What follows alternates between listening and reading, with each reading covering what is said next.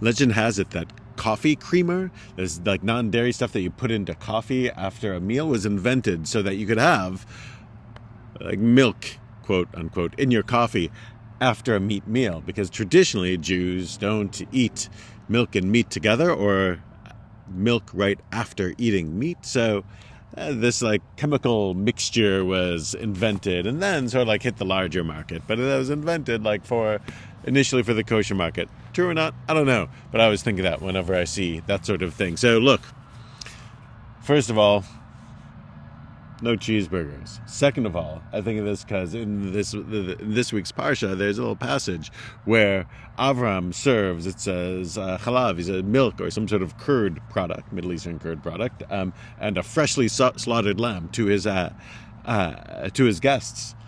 And I mean, this morning, someone says, this is the cheeseburger Parsha, right? It's a Torah portion that seems to indicate that Avraham serves milk and meat together, and the commentators are unhappy with this because, there's a tradition that that our ancestors kept all 613 mitzvot, and Bechor Shor is like, well, it says first milk, then it says meat, so really it was one then the other, which is okay, but first milk you can have, and then consecutively meat, but you just can't do it the other way around. You can't have meat then milk, or both together. So it's consecutive, but of course that's probably not true. Probably he's serving milk and meat together, and it's probably okay because Avraham's living 400 years before the time of the giving of the Torah. He doesn't know about it.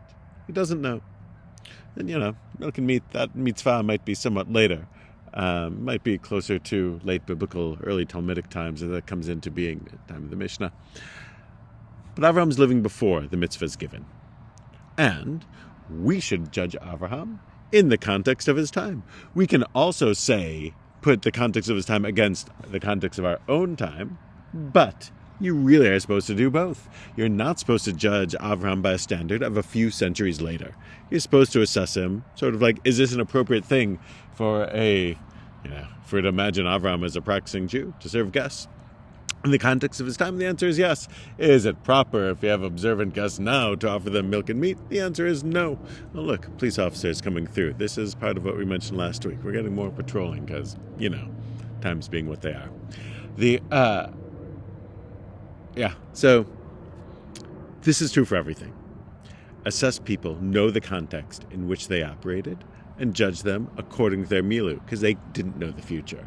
Also, you can throw that against our time and say that, that was appropriate then, but not now, or it is now, but wasn't then, whatever the case might be. But you got to know both.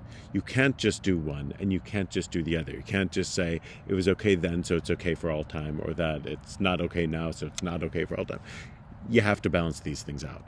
Avraham teaches it to us, and it teaches us through what allegedly would be a delicious meal. But I wouldn't eat it because I wouldn't eat milk and meat. I actually wouldn't eat the meat. And allegedly, according to Rashi, even as Avraham's guests, who were angels, just pretended to eat.